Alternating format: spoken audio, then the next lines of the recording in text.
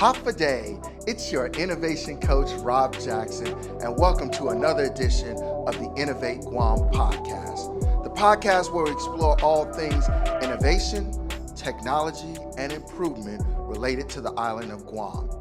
Don't forget to like, subscribe, and follow me on YouTube, Facebook, LinkedIn, Instagram, and Substack. My podcasts drop at the beginning of each week. Also, be sure to check out my Innovate column in the Pacific Daily News every other Friday of each month. All right, today's episode is a little different than our normal Innovate Guam podcast.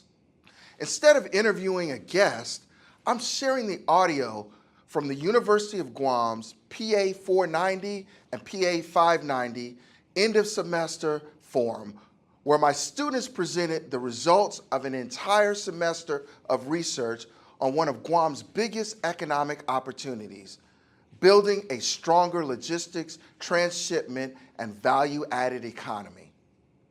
Throughout the semester, the students examined 7 major issue areas, including workforce development, defense sustainment, permitting, energy, aquaculture, port modernization, and regulatory reform. Their challenge wasn't simply to study these issues, it was to develop practical recommendations for Guam's future. For this special episode, I'm presenting the forum in its entirety so you can hear how all of these pieces fit together into one large conversation about Guam's economic future. If you're only interested in a particular topic, I'll also be releasing each student presentation as its own standalone episode on my YouTube channel and Substack, making it easy to dive deeper into the specific issue areas that interest you most. Because this is a live recording, you'll hear occasional references to presentation slides, and there might be slight variations in audio quality. But I think you will find the students' research, analysis, and recommendations well worth your time. So let's begin with the University of Guam PA 490 and PA 590 Forum. From Port to Policy, Advancing Transshipment in Guam through Labor and Industry Collaboration. Welcome aboard. All right. Hafa Day, everyone. My name is Chris Ferris, but thank you, Albright, for that transition. And today I'll be presenting about workforce development here in Guam in the context of emerging industries and diversifying Guam's economy. As Mary mentioned, we need to prioritize building our workforce in order to sustain emerging industries on Guam as we look toward economic diversification. All right, so this is my table of contents, overview of my presentation. All right, so for my quad chart, this gives you the summary of everything I'll be covering today. The core problem with workforce really is that in the report that the Guam Transshipment Task Force feasibility did, limited workforce was consistently cited as a significant barrier. So Guam's public and private sectors, stakeholders must intentionally align and collaborate workforce development initiatives to effectively address labor shortages in the case of emerging industries with the goal of diversifying Guam's economy. Long problem statement. But with the issues, we've been relying on the H1 and H2B visas programs, and that's outside of our control, right? And this creates vulnerability here in Guam, and when we don't have the supply of workforce here, we have to import it, and that also bumps up the price of labor, right? And lastly, our data doesn't tell a complete story. So we need data for strategic planning, right? Then I'll go over the discussions and recommendations in the next slides, right? So. Okay. So labor problem is nothing new here. You can see this news from 2008. You know, we've known that we have a shortage of labor, right? And the skilled trade industries, you know, as we forecasted that the military buildup would come here in Guam. Okay, so nothing is new here. All right. So for next. So for our issues, you know, like I mentioned, relying on imported labor force creates a vulnerability, right? In this case, back in 2016, we had denials of visas, right?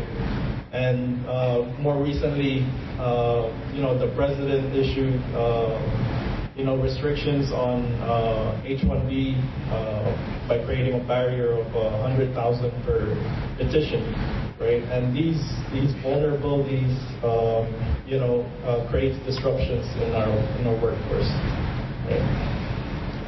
Next slide.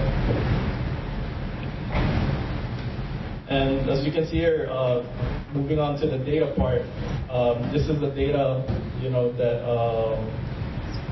our labor statistics have, and it tells you a lot about demographics, but you know, we need more data that tells the story for effective strategic workforce planning, right? So looking at this, you want to ask the question: how does this data help with strategic workforce planning? Right, so for my discussion, next slide. Guam must prepare for an economic shift, right? We rely on our two main industries, which is tourism and military buildup. But right now, as you can see, our tourism is declining. The military buildup construction is not going to be here forever. Right, so we need a shift to defense sustainment capabilities, and we have that opportunity here because of our location again, right? Because of the policy from the federal government to bring operations closer to the Indo-Pacific Command, we have that opportunity, right? And that opportunity, we can use that opportunity as a stepping stone to go from our current traditional hub and spoke operations to a more value-added operations, right? And these industries will need a lot of workforce, right? And skilled trades, engineers, logistics, and for manufacturing 3D additive manufacturing parts, right? So these are the workforce gaps that we need to close to prepare for the shift. Right? All right, so consider like San Diego, Hawaii. They became a strategic, location to the Pacific Fleet readiness by investing in infrastructure, skilled workforce, and public-private partnerships, right? And Guam can pursue a similar path, okay? And with the right workforce development initiatives, Guam can reap the benefits, right, from more employment to more tax revenues for the government, economic diversification that reduces reliance on tourism and the military buildup. We can attract long-term defense contracts that sustain our economy, as well as commercial manufacturing and infrastructure modernization. So this is a vision that we can work toward, to diversify our economy. Right. But together, to develop our workforce, our stakeholders, public and private sectors, we're going to need to be creative with our outreach, right? We need to reach our youth, like Mary said, and also the underemployed, and introduce them to these skilled trades, engineering, advanced manufacturing trades, so they can become employable. Right. Our educational programs, educational assistant programs must be updated and aligned with emerging industry needs, and not just traditional sectors like our healthcare. And our data must tell a story, right? If we know that we have a limited workforce here, like the report said, for diversifying the economy, then we need to reverse engineer, right? We should be asking how much workers do we need, when do we need it, and where are we going to get it, right? So, and these data must be available and updated so our stakeholders can make a decision and use this data strategically. All right, so moving on to my recommendations. Next slide. The first recommendation is to gather data and create dashboards that tell a more complete story and not just demographics. Like I said, we need to move on beyond knowing how many people are employed. We need to understand not just the industries they're in, but the skills our workforce have, the projection and what gaps exist, as well as certification and credentials. Right. Next slide. So you can see these are our current workforce data. It does show projected workforce, and I filtered it with the emerging industries. But it doesn't tell the complete picture, right? And data like this is available, but it needs to be more integrated with workforce development metrics like education outputs, industry demand, so that it can be useful for strategic planning, right? And we can enhance that. This is the current apprenticeship data that we have, right? So we do have apprenticeship programs happening, and it's grown over the past few years. But the key question in this slide is that what does the number tell us, right? How many of those apprentices are in ship repair or manufacturing? It doesn't tell us those data, right? And we have that data on how many apprentices exist, but it's not enough, right? The defense sustainment is here already, like the Astro America. I don't know if you guys have heard that company, Prometheus, and it's critical that we align our workforce development with these emerging defense sustainment needs. Next slide. All right, so this is a great example of the data that we're trying to move towards. I found this example here at UOG, right? We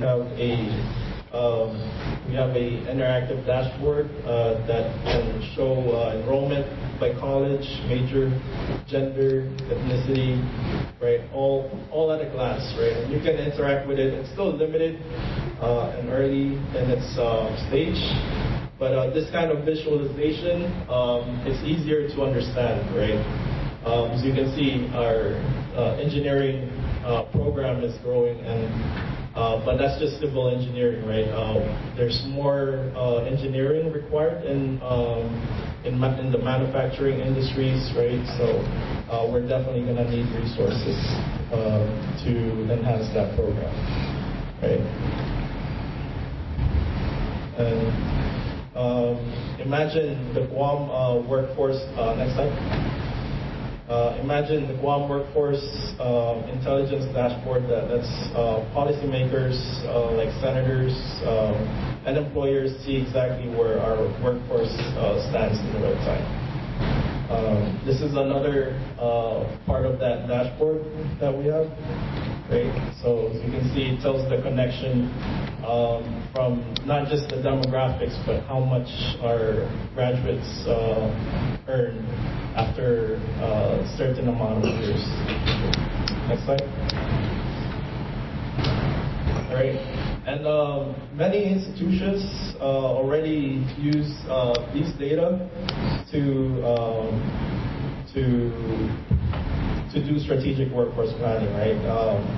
You can take it further and track retirement projections, enrollment trends and completion rates, new program launches, industry partnerships, faculty to student ratio, time to fill critical positions, and hard to fill roles from employers, examine workload data to optimize our resource allocation, and it can be used to upskill programs, targeted hiring campaigns, and academic pipeline development.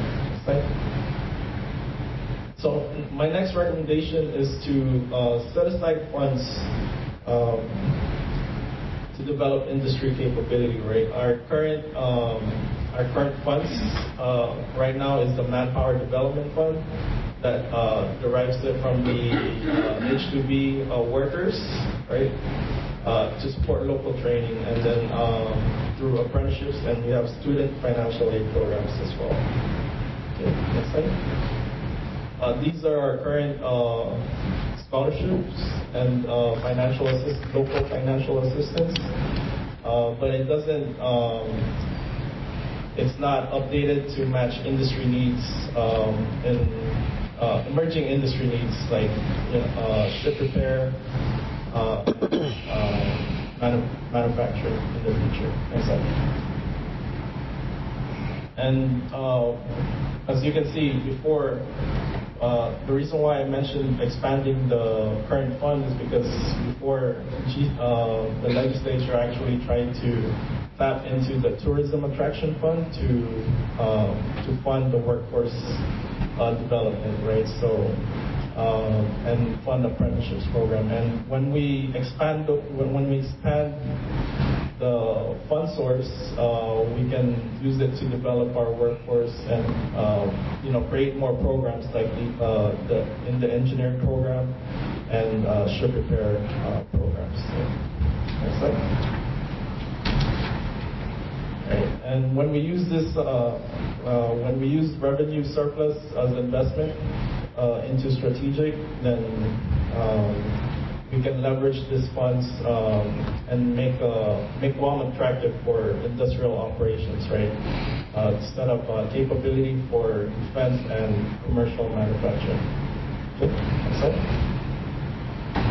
And an example that did something like this for workforce development in Singapore, right? So they invested heavily in technical education, vocational institutes, universities, and continuous upskilling programs and industry-linked scholarships.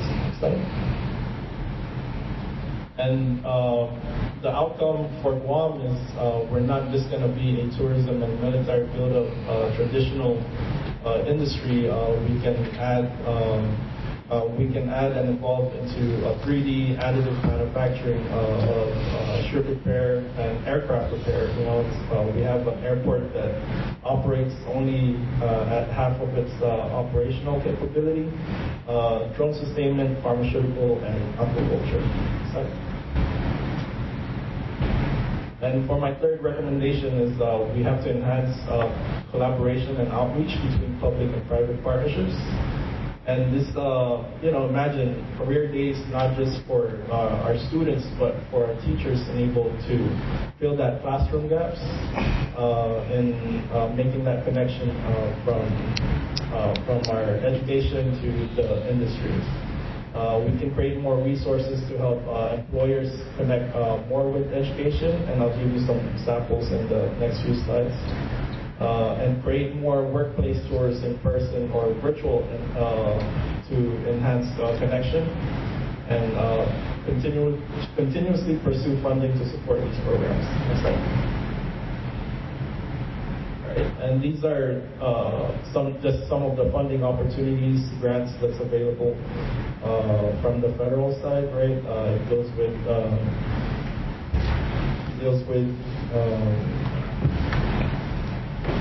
teacher enhancements, right? Next slide. And these are some of the guides that employers and teachers can use to support connection between education and industries. Next slide. And with the expansion of the funding, we can use it to create more outreach in connecting employers and teachers, like the ACTE Summit. Next slide. And currently, these are the types of outreach that we have. But in the future, next slide, we can have educator career fair or an apprenticeship fair focused on the apprenticeship program. Right, and that concludes my presentation, and I hand it over to Lorenda and Santos for the energy presentation.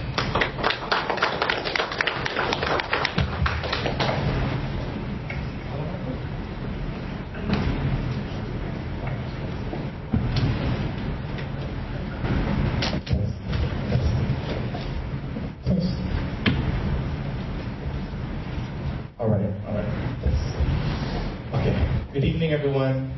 My name is Santos and today I'm joined with my colleague. I am Lorenda. And today it's our distinct opportunity to present to you our piece regarding energy and utility reliance on Guam. So first and foremost, this is what you can expect from our presentation. We'll briefly talk about energy through the perspective of Guam's capacity, stability, security, and innovation, and then we'll close it out for our conclusion, okay? So on the screen you can see is our quad chart, and we shaped our presentation focusing on the issue of Guam's energy infrastructure as unable to advance Guam's industries. Simply put, that Guam is very vulnerable to disruptions and external influences.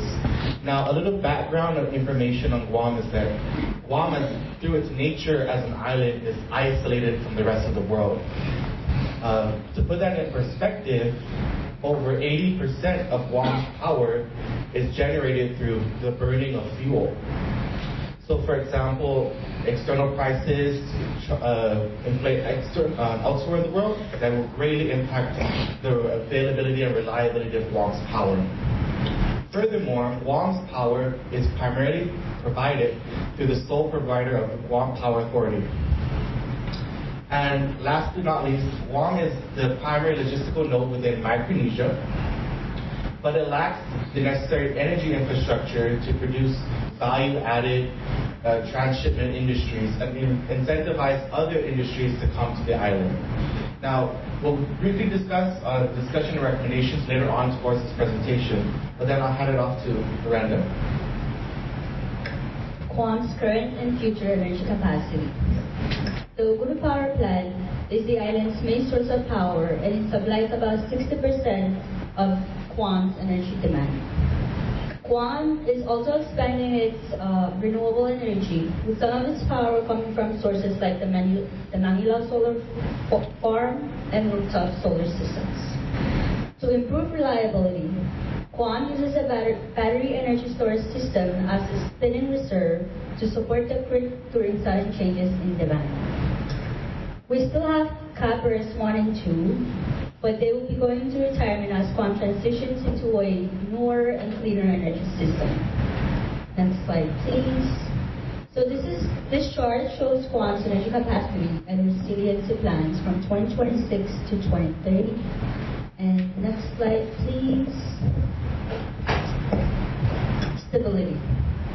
Guam's power system remains unstable because of aging infrastructure, growing demand, and disasters like typhoons and earthquakes. Since Guam has no external backup grid, outages can have major impacts, especially since Cappers 1 and 2 will be retiring. As Guam shifts toward renewable energy and modern technology, GPA is investing in battery storage systems, microgrids, smart grid controls, and other underground power lines to improve stability and reliability. These improvements aim to reduce outages, strengthen emergency response, and create a more resilient power system for Guam's future. Next slide, please. All right, thank you, Lorenda. So Lorenda briefly talked about the environmental concerns for Guam's stability for power. I'll be speaking about the security aspect and the man-made threats that our Guam's power system may face. So the reality is, as mentioned previously, Guam's power is one of the primary vulnerabilities and targets, even from a national defense perspective, that if Guam's infrastructure is targeted, they could have a trickle effect. As such, the Guam Power Authority sought to, had the initiative to develop its security plans to include both physical and cybersecurity. Now briefly, the physical security aspect for GPA revolves around the primary is detection and surveillance, whether that be through its video cameras, access control points, and security guards. They primarily use this through developing its SOPs, most notably its terrorist and incident response plans. Now the one I wanted to focus mostly for today's presentation is the cybersecurity piece. So in 2015, the Guam Power Authority presented its cybersecurity plan that was approved by the federal government. It's the Department of Energy. And in it, they mentioned two notable aspects to Guam's cybersecurity piece. First and foremost is its fiber optics, that Guam Power Authority is able to not only tap into third-party providers, but it has its own internal means of communication, that if there's any threats to the third-party providers it uses for communication, it's still able to communicate between its labor force and the various grids across the island for continual and stable power. The next notable piece from that plan revolves around training and exercise. Primarily the cyber strike exercise that it does in conjunction with its military counterparts within NAFAC. And this helps to synchronize its efforts both locally and from a national defense standpoint. Next up is about innovation. Now, Guam's power remains vulnerable, and this produces it as a great opportunity to pilot new innovations within the island. And these are some examples of what's being done elsewhere in the world. New renewable technology for energy, whether that be through sea, solar, or wave generation, as well as new means of fuel production, such as waste to energy and hydrogen production. In addition, we see new developments in implementation for AI within power systems. Guam currently, as an example, utilizes AI to detect weather. This helps kind of predict the demand for power that may peak when it's hot, or demand may drop when it gets colder, for example. Now, this is just one example of how AI is being implemented through its innovation. And now this leads us to our recommendations. Overall, we have three simple recommendations that we like to suggest. First and foremost is the continual initiative for stability. Guam's power is primarily going to be produced within the next couple of years through the Ukulu power plant, producing about 60% of Guam's power. As such, that kind of poses as a vulnerability aspect.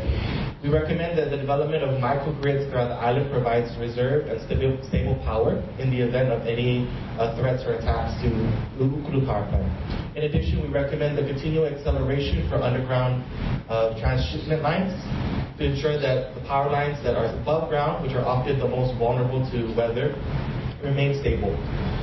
Next is the investment of advancing industries through power, such as manufacturing. We believe that if Guam produces the right incentives to attract investors, it will create a feedback loop of supply and demand, where if they demand more power, Guam Power Authority will be able to match that demand and invest further within its existing infrastructure. Last but not least, we recommend that Guam explore and pilot new technologies for power on Guam. As we mentioned previously, Guam is a premier candidate for new technology, primarily renewable technology, to come to the island.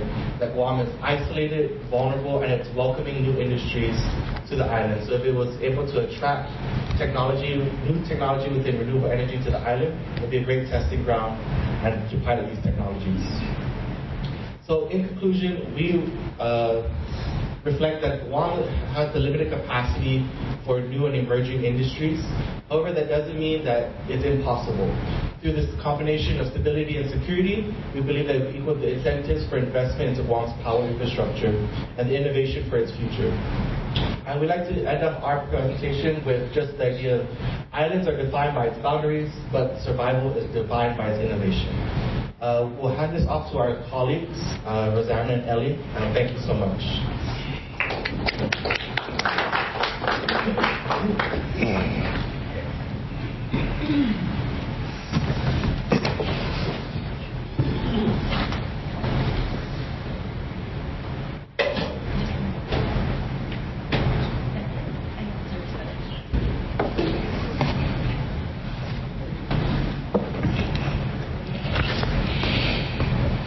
Thank you so much, Xanthus and Lorenda, for your presentation.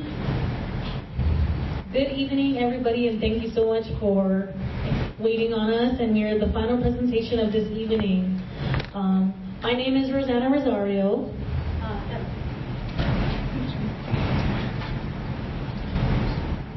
My name is Ellie. And our presentation titled Port Equipment, Infrastructure, and Technology.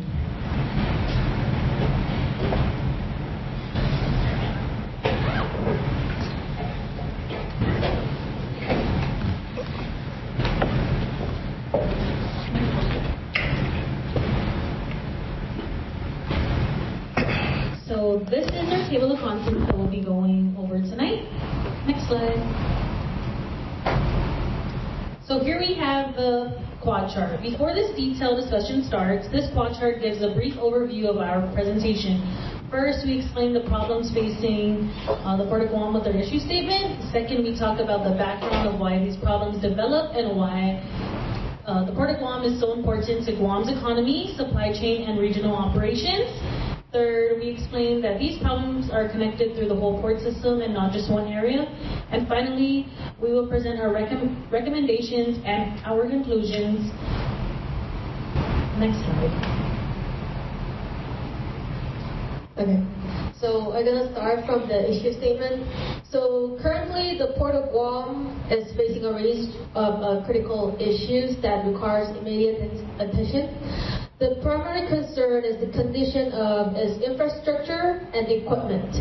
Guam's aging infrastructure, there's a picture up there, particularly deteriorating wharves and port structure, combined with the old cranes and the cargo handling system.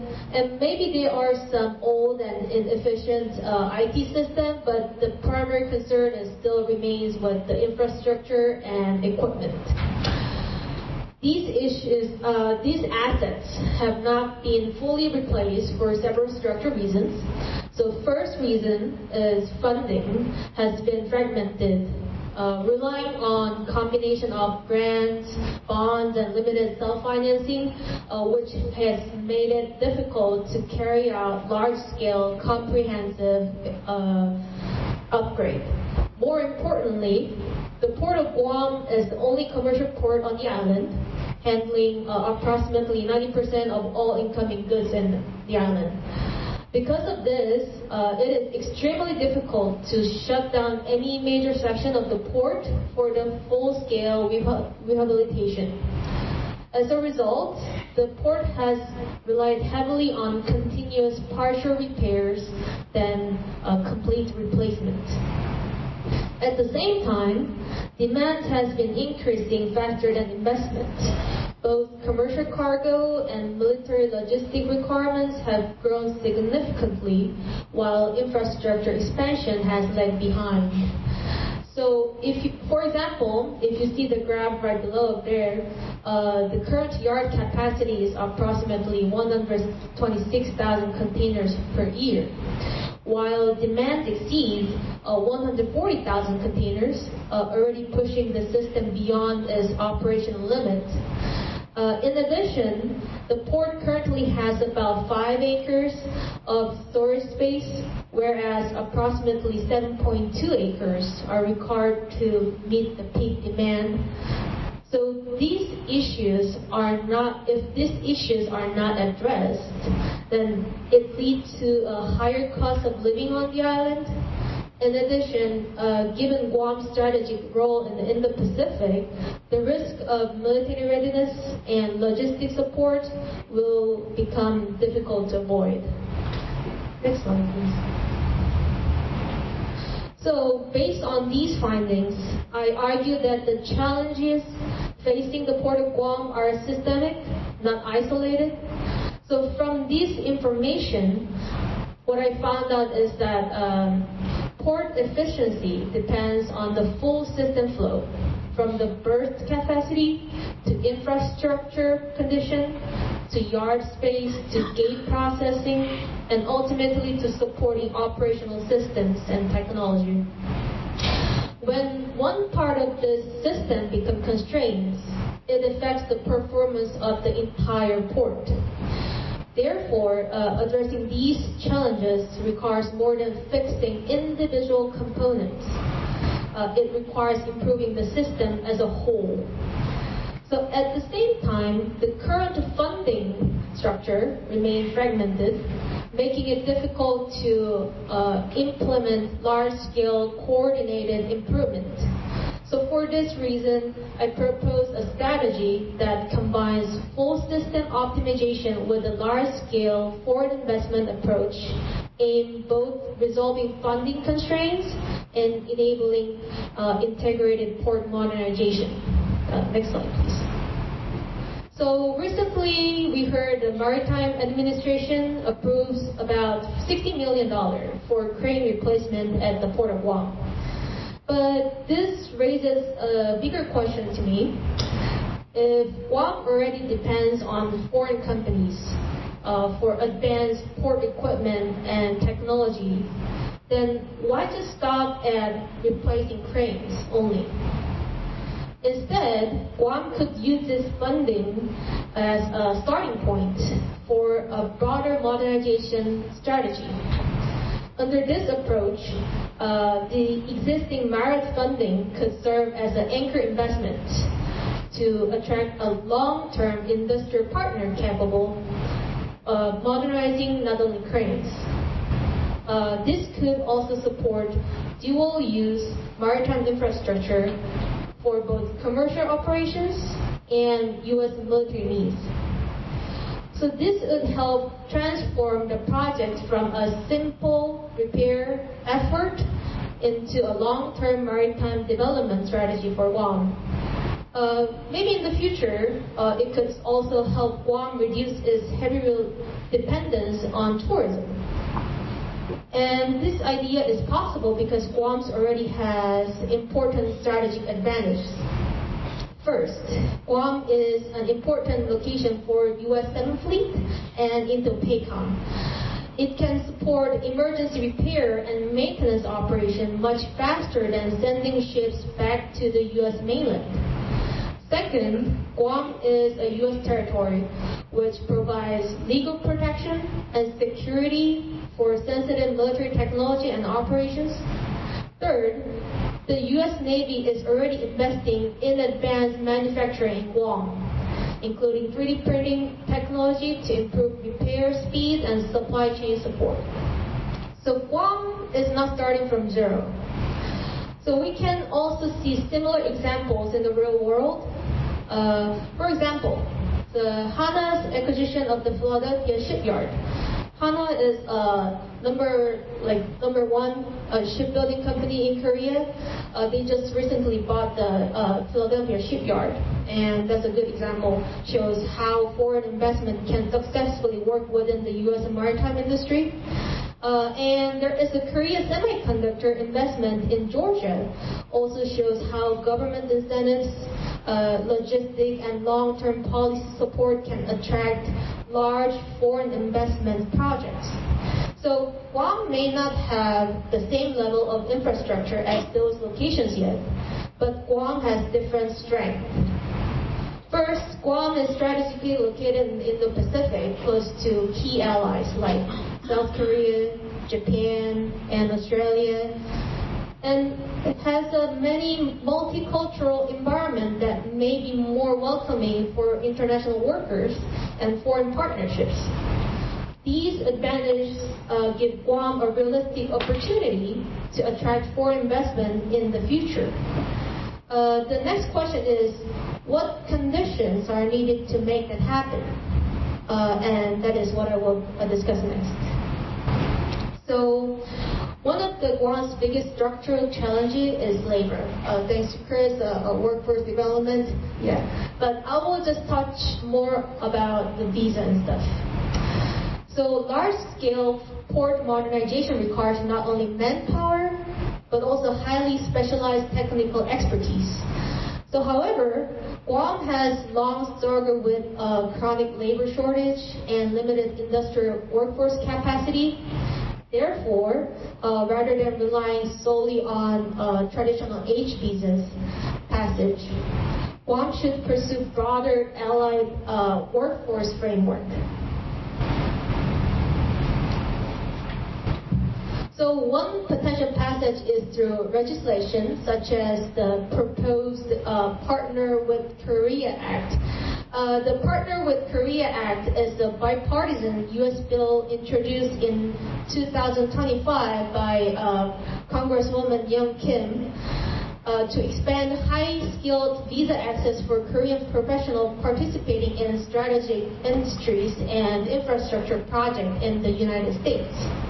In addition, following the 2025 visa-related detention incident involving Korean engineers at industrial construction site in Georgia, the U.S. and South Korea moved forward clarifying guidelines regarding the use of H-1 business visas and ESTA visa-related activities for certain installation, maintenance, and technical support operation. So Guam should strategically leverage these evolving policy discussions to support large-scale maritime modernization projects. Under this approach, the goal is to establish a strategic workforce framework capable of supporting critical infrastructure projects through, first, expedited visa processing for key technical personnel. Second, recognition of allied technical expertise and certification. And third, multi-year deployment continuity for long-term modernization projects. So important point is, this would not be intended to replace Guam's local workforce. Instead, it would function as a temporary technical capacity bridge during the early stage of modernization, while Guam gradually developed its own long-term industrial workforce bases. And the second recommendation will be represented by... Thanks, Anna. Thank you, Ellie. So our second recommendation, the financial incentives. Another recommendation on how to bring them would be a long-term commercial feasibility study. And we believe that no company will commit to billions of dollars without a feasibility study. That's why we are proposing a guaranteed Navy emerald pipeline, a long-term commitment for the U.S. Navy and the broader Indo-Pacific operations to consistently utilize Guam's private sector repair and sustainment capacity. Guam plays a vital role in supporting the 7th Fleet, and now it's time to evolve from logistic stops to a true Indo-Pacific sustainment hub. Because of the stable demand that drives investment with confidence, when the industry sees reliable long-term revenue, they invest building infrastructure, expanding capacity, and modernizing operations. Myself and Ellie, we are already seeing some of this model succeed through the Hanwha investment through the Philadelphia shipyard, and we believe that Guam can do the same in the future. A guaranteed Navy emerald pipeline would also strengthen military readiness, attract industrial investment, create jobs as per workforce development, as Chris said, position Guam as a maritime support hub for the Indo-Pacific. Next slide, please. The third recommendation that we have of how to bring them, the U.S. is expanding the maritime industry policy through Make America Shipping Great Again, and also through the PIR. And within this shift, Guam could pursue a more direct and aggressive investment incentive package to attract allied industrial capital. Guam could coordinate with MRAD in funding to help cover upfront costs for port modernization, including equipment installation, system integration, and early operational startups, reducing initial investment risks. This could also offer a 50% corporate tax reduction during active projects to offset high logistics and operating costs of doing business on Guam. And in addition, Guam could provide tax credit for large-scale infrastructure projects such as smart port systems, automation, and maritime upgrades that are tied to capital investment, the threshold. And finally, Guam could extend long-term incentives such as discounted port land leases or priority access rights for firms participating in modernization efforts. Together, me and Ellie believe that these recommendations can shift Guam from offering standard incentives to building long-term strategy for attracting capital, technology, and sustained industrial investment. Next slide. And to end us off today, I'm going to bring us home with a conclusion. And this final slide, me and Ellie believe that the Port of Guam is not just dealing with the routine strain, it is defining a turning point. Across the system, pressure is mounting, aging infrastructure and limited equipment, the rising cargo demand, capacity constraints, and long-term funding needs. These challenges are not separate. They're driven by rapid response of the Indo-Pacific. Shipping is expanding, transshipment is accelerating, and the U.S. military logistics demands are growing as the region becomes the center of strategic competition. The result is clear that we believe that the Port of Guam is being pushed beyond its original limits, but the pressure is an opportunity. Guam's location is a very rare advantage because it's the ability to become a dual-use Indo-Pacific hub that supports global trade and U.S. military readiness. But that future will not come from incremental fixes, it requires transformation. So the question we have also is whether Guam matters, and we do believe that it already does. And another question is that, is Guam willing to invest on a scale that's dealing with this important demands? Because if they do, the Port of Guam won't just adapt to the Indo-Pacific shift, it will help define it. And we just want to end our presentation off with a quote by John F. Kennedy. Geography has made us neighbors, history has made us friends, economics has made us partners, and necessity has made us allies. Thank you, and on behalf of our class and team, we thank everybody for coming out tonight. We'd like to thank the honorables and the dignitaries, and we hope you enjoyed today's presentation, and we look forward to future opportunities to work or connect with you all. Thank you, and have a wonderful evening. Well, I hope you enjoyed this special edition of the Innovate Guam podcast. I'm incredibly proud of these students and the work they accomplished throughout the semester. They demonstrated that solving Guam's biggest challenges requires systems thinking, collaboration, and the courage to develop practical solutions, not just identify problems. If one of today's topics especially interested you, remember that I'll be releasing each student presentation individually on my Substack page, where you can explore each issue area in greater depth, and I can easily share those presentation slides with you. I'd like to thank the University of Guam School of Business and Public Administration, Dr. Ronald McNinch, our community partners, and everyone who supported this forum and these outstanding students. As always, I thank you for listening.